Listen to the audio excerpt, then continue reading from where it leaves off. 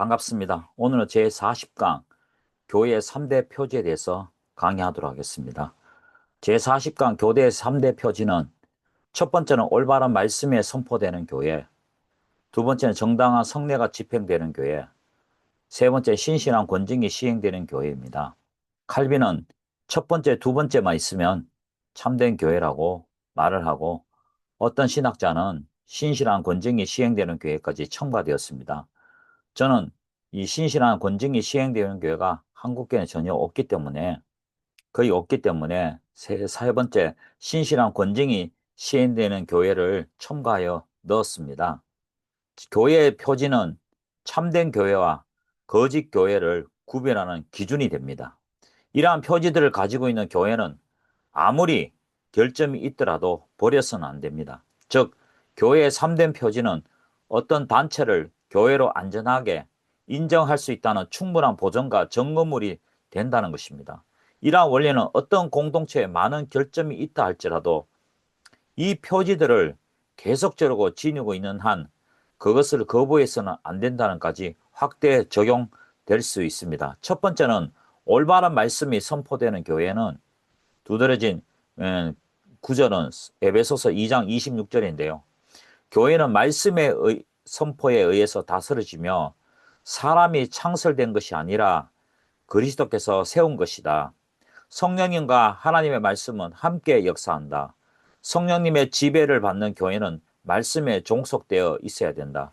여기서 올바른 말씀이 선포되는 교회일 때 이 말씀은 강해 설교를 말하는 겁니다. 강해 설교를 주류로 하고 제목 설교나 은혜 설교나 주제 설교, 교리 설교는 가끔 가다가 한 번씩 하는 건데 주로 강해 설교를 올바른 말씀의 설교를 주류로 이루고 있습니다. 성경의 건의와 신성은 교회가 아니라 하나님에게서 온 것입니다. 즉, 말씀이 교회를 세우는 것이지 교회가 말씀을 만드는 것이 아닙니다. 그러므로 교회가 하나님의 말씀을 판단하는 것은 잘못입니다. 교회의 기초는 하나님의 말씀입니다. 이러한 성경의 증거는 이성이나 양심 등 다른 모든 증거를 넘어서는 최고의 증거입니다. 기독교는 말씀의 종교입니다. 신자들은 말씀으로 태어나고 말씀으로 성장하며 영원한 하나님의 말씀의 품에 들어갈 때까지 말씀으로 보호받고 인도받습니다. 그래서 기독교인을 성경주의자라고 말하기도 합니다. 말씀은 능력이요 생명이며 빛입니다.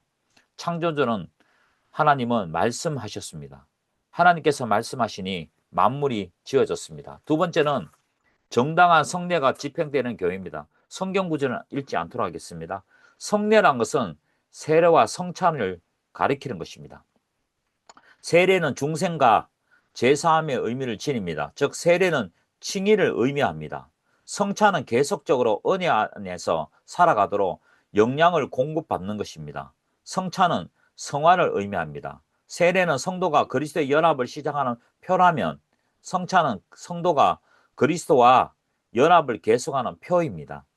성례는 하나님의 은혜를 나타내는 거울입니다. 성례는 우리의 연약한 믿음을 유지시켜 주시려고 주님께서 우리에 대한 자신의 선하신 뜻의 약속들을 우리의 양심에 인치시는 외적인 표시입니다. 또한 우리 편에서는 주님과 그분의 천사들과 사람들 앞에서 주님을 향한 우리의 경건을 입증하는 표지라고 말할 수 있습니다. 성례는 우리에게 허가신 신적인 은혜에 대한 증거를 외형적인 표징으로 확정하는 것이며 동시에 주님을 향하신 우리의 경건을 입증하는 것이라고 말할 수 있습니다. 그렇다면 성례의 목적이 있습니다. 첫 번째는 성례는 불가시적 은혜의 가시적 표현으로 하늘의 비밀을 물질적인 재료에 의해 나타내는 데 있습니다. 두 번째 목적은 성례는 신자에게 경건한 마음으로 하나님을 향하여 참된 신앙 고백을 표명하도록 하는 데 있습니다. 세 번째는 성례는 그리스도의 은혜의 표상으로서 그리스도와 신비적 연합을 규정합니다. 네 번째 목적은 성례는 하나님의 교훈과 진리를 예배자에게 경건하게 전하여 주는 데 있습니다. 다섯 번째는 성례를 통해 성별의 존엄성을 깨닫고 자신을 돌아봐 하나님께 헌신한 데 있습니다. 여섯 번째는 성례를 통해 교회의 통일성을 유지하게 하며 하늘나라 백성과 세속적인 사람들과 구별하기 위한 성례전을 시행합니다. 일곱 번째는 성례는 언약의 표지이며 정인으로서 성례전에 참여하여 그리스도의 신앙을 갖는 데 있습니다. 성찬은 주님께서 주시는 생명의 떡과 음료를 먹고 마심으로써 그분이 영생을 주시는 분이란 확정하는 영적 잔치입니다. 성찬의 떡과 잔은 우리의 영혼이 그리스도의 살과 피로부터 얻게 되는 보이지 않는 자양분을 표상합니다. 우리를 위해 살을 찢기시고 피를 흘리는 주님께서 우리의 영혼의 유일한 양식이 되십니다.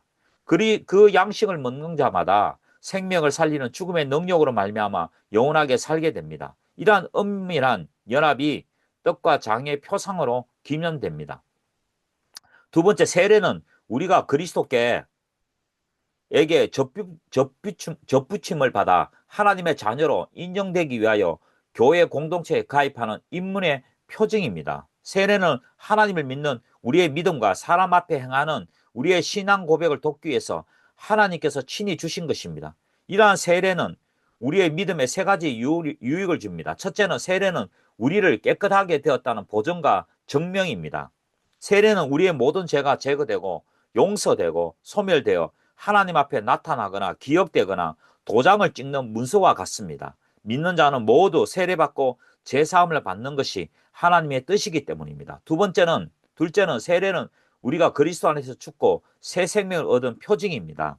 그러므로 세례는 우리 그리스도의 죽으심을 본받아 우리의 욕망에 대해서 죽고 그리스도의 부활을 본받아 의로운 생활을 하도록 분발하는 권면입니다. 셋째는 세례는 우리의 믿음의 세례를 받는 유익은 우리가 그리스도와 연합하여 그분의 모든 축복을 나누게 된다는 확실한 증거입니다.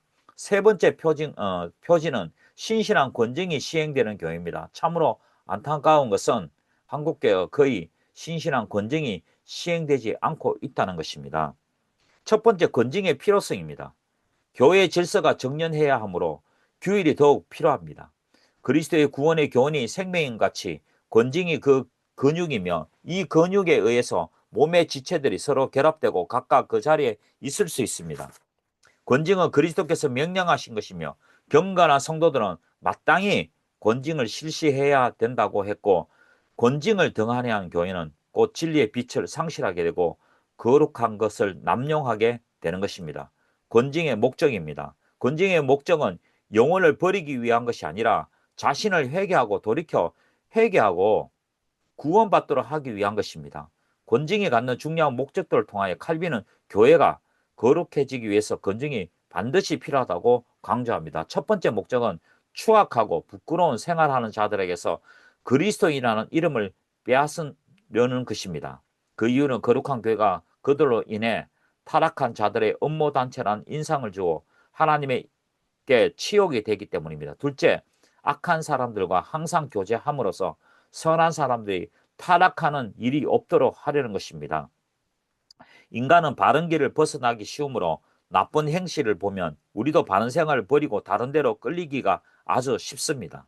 적은 누룩이 온덩이에 퍼지는 것을 알지 못하느냐는 고린도전서 5장 6절의 말씀과를 지적하면서 그런 자들과 사귐을 금하였습니다. 셋째, 죄를 범한 사람이 권징을 통해 회개하도록 하기 위함입니다. 비로한 자기에 대한 부끄러움을 이기지 못한 사람들이 회개하도록 만드는 것입니다.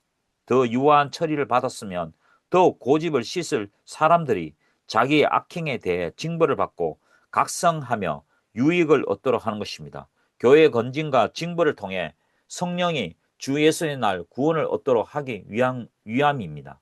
넷째는 교회의 거룩성과 순수성 그리고 건덕을 보존하기 위함입니다. 교회의 거룩성과 순수성은 교회의 생명입니다.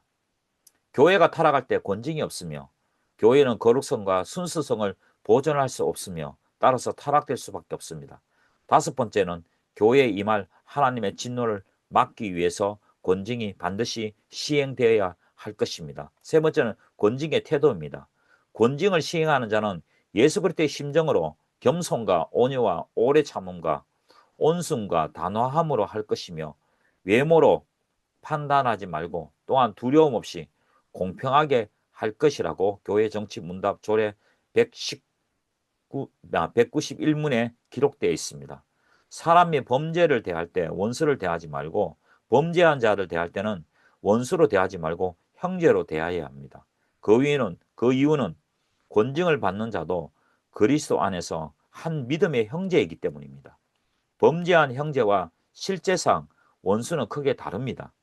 원수를 대하는 것은 미움이여 정오지만 형제를 당한 것은 사랑입니다. 권징의 절차가 있습니다. 4단계로 되어 있는데요. 권징의 방법을 논함에 있어서 먼저 사적인 죄와 공적인 죄, 허물인 죄와 부끄러운 행동을 구별해야 합니다. 그리고 각각 그 정도는 달리합니다. 사적인 죄에 대해서 그 사람과 상대하여 권하고 권하는 원리를 따르며 공적인 죄에 대해서는 모든 사람 앞에 꾸짖어 나머지 사람으로 두렵게 하라고 합니다. 또한 가벼운 죄는 충고와 견책을, 중하고 무거운 죄는 더 엄격한 견책으로 권장할 것을 말합니다. 제1단계는 성경 구절에 있는 것처럼 마태복음 18장 15절에서 17절까지 기록이 되어 있습니다. 1단계는 범죄한 피해자인 당사자만을 알고 있는 문제는 다른 사람들에게 알리지 않음으로써 범죄자의 인격과 체면을 유지하게 하면서 바로 서게 하는 성경적인 지혜로운 방법입니다. 본문의 내용을 보아 이 범죄는 기독신자 상호 간의 윤리적, 도덕적 범죄를 가리킵니다. 교회 밖에 있는 외인들은 우리가 판단할 대상이 아닙니다. 그들은 하나님께서 판단하실 것입니다. 두 번째 단계는 정의인이 입으로 거절하든지 사실을 부인하든지 자신을 정당화한다면 포기하거나 낙심하거나 정오할 필요가 없이 그 범죄한 형제를 위하여 재차 권면을 시도해야 합니다. 이때 두세 정인이란 범죄한 형제에게 가장 가까운 친구들이 또는 신뢰할 수 있는 사람 또는 영향력을 행사할 수 있는 사람 있는 존경받는 사람들을 데리고 와서 말을 해야 합니다. 세 번째 단계는 교회 전체의 회중을 가리킵니다. 처음에는 당사자에게 권고하고요. 1단계. 두 번째 단계는 두세 정인의 권고에도 거절할 경우에는 최고의 마지막 방도는 신앙생활을 같이 하는 전체 회중이 그 범죄한 형제를 위한 권고자가 되는 것입니다. 그들은 모두가 그리스도의 몸된 교회의 지체들이요 믿음의 형제 자매들이기 때문입니다. 전체 회중은 목사, 장로, 권사, 집사, 성도, 남녀노소를 다 포함합니다. 네 번째 마지막 단계는 이 말씀은 성도의 교제가 단절되었다는 것을 가리킵니다. 자기의 죄를 인정하고 뉘우치고 회개를 거부하는 자는 외인처럼 취급할 수밖에 없습니다. 이방교가 세리는 유대 사회에서 그들의 공동체 밖에 있는 사람들을 가리킵니다. 그러므로 가능하거든 긍휼히 여기며 한 사람 한 사람을 교정하라. 그러나 불가능하거든 끝까지 참고 사랑으로 신음하며 슬퍼하라 했는데 참으로 말은 어렵지만 정말 어렵고 어려운 이야기입니다. 불가능하거든 끝까지 참고 그 사람을 위해서 사랑으로 기도해주며 신음하며 슬퍼하는 것이 정말 기독교인의 자세인데 참으로 어렵지만 우리가 끝까지 이 말씀을 붙들고 실천하도록 애쓰고 성령님의 도우심을 구해야 될 것입니다. 마지막으로 다시 말씀드리지만 교회의 3대 표지는 칼빈이나 여러 신학자는 두 가지로 2번까지 하는 사람도 있고 학자도 있고 3번까지 하는 학자도 있는데 1, 2번이 굉장히 중요합니다. 1, 2번이 없는 교회는 참된 교회라고 말할 수 없습니다. 올바른 성경적인 그리고 강해 설교하는 말씀이 선포되는 교회가 참된 교회고요. 정당한 성례, 성찬과 세례가 집행되는 교회고요. 한 가지 더 붙이면 신실한 권징이 시행되는 교회가 교회의 참된 표지입니다. 그러므로 이 세 가지를 머릿속에 꼭 집어넣어서 우리가 교회라 말할 때는 뭐가 어떻다 하는 것보다 3대 이 표지를 가지고 교회가 참된 교회인지 거짓 교회인지 판단하는 성경적인 기준과 원칙과 원리가 되는 것입니다. 오늘은 여기까지 하고요. 다음에 찾아뵙도록 하겠습니다. 감사합니다.